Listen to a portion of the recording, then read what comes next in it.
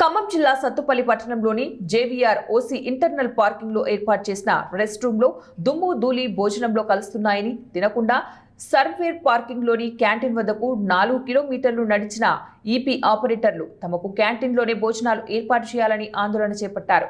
లోగడ surface parking పైనే ఉండటంతో ఆపరేటర్లు డంపర్లు వేసుకుని వచ్చి భోజనాలు చేస్తూ ఉండటంతో 4.5 కోట్ల రూపాయలు డీజిల్ ఖర్చవుతోందని భావించి ఇంటర్నల్ పార్కింగ్ ఏర్పాటు చేయించి కోల్డ్ యార్డ్ వే బ్రిడ్జ్ ని ఆపరేటర్ల కోసం రెస్ట్ హాల్ గా మార్చింది.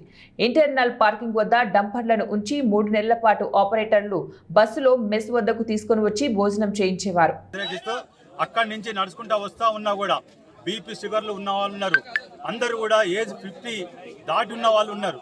అయినా కూడా ఇంత కూడా మేనేజ్మెంట్ చలనం లేకుండా ఒక వెహికల్ కూడా పంపకుండా 3.5 కిలోమీటర్లు ఎండలో, అది కూడా నిట్ట మధ్యాహ్నం అన్నం తినే టైంలో నడుచుకుంటూ వస్తూ ఉన్నా కూడా మేనేజ్మెంట్ మొండి వైఖరిని నిరసిస్తూ ఇవాళ వాళ్ళు ప్రదర్శించారు.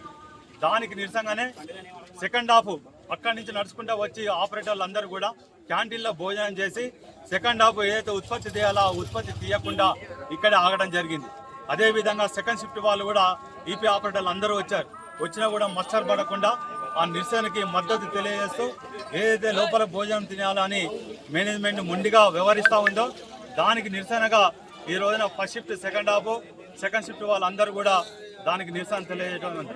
ఏదైనా మేనేజ్మెంట్ చేంజ్ చేయాలనుకుంటే సెక్షన్ 9A లెక్క ప్రకారం ఏదైతే రిజిస్టర్ ట్రేడ్ యూనియన్ ఉన్నాయో వాటి అందరికి కూడా తెలియజేస్తే కార్మికులందరికీ కూడా తెలియజేస్తే కార్మికులందరూ మద్దతు తెలిపితే అప్పుడు ప్లేస్ కానీ టైమింగ్ కానీ మేనేజ్మెంట్ చేంజ్ చేయాలి. ఎలాంటి నోటీసులు ఇవ్వలేదు. ఏదైనా రూల్స్ ప్రకారం కూడా చేయకుండా ఈ రోజున ఏ యూనియన్ కూడా సంప్రదించకుండా మొండి వైఖరి అవలంబిస్తూ ఈ రోజున ఆపరేటర్లకి లోపల భోజనం చేయాలని చెప్పేసి ఒత్తిడి తీసుకొస్తా ఉంది. ఆ ఒత్తిడి ఎందుకు? నీకు గడిచిన 3 సంవత్సరాలు కూడా నీకు ఏదైతే కావాలో 12 మిలియన్లు 10 మిలియన్లు కావాలంటే 12 మిలియన్లు తీశారు, 12 మిలియన్లు కావాలంటే 14 మిలియన్ టన్నులు తీశారు. ఈ రోజున 14 మిలియన్ టన్నులు తీయాలంటే 16 మిలియన్ టన్నులు తీయడానికి కూడా కార్మికులు అందరూ కూడా రెడీగా ఉన్నారు, సిద్ధంగా ఉన్నారు. అట్లాంటి దాన్ని మంచిగా నడిచే మైండ్ని ఏదైతే ఉందంటే ఇలాంటి వృద్ధులను కూడా వాళ్ళు వృద్ధుల కింద వస్తారు. ఆయన బైపాస్ సర్జరీ అయింది. అసలు మేనేజర్కి ఉందా? అసలు మా ఇంజనీర్కి ఉందా?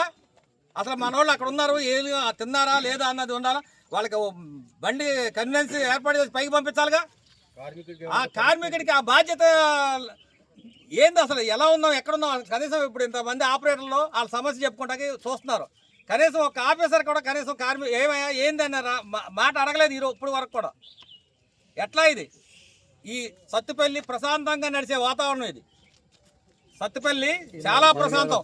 జేవీఆర్ ఓసీలో ఎటువంటి స్ట్రైకులు కానీ ఎటువంటి ప్రొడక్షన్కి విఘాతం కలిగించేది ఎప్పుడు జరగలేదు.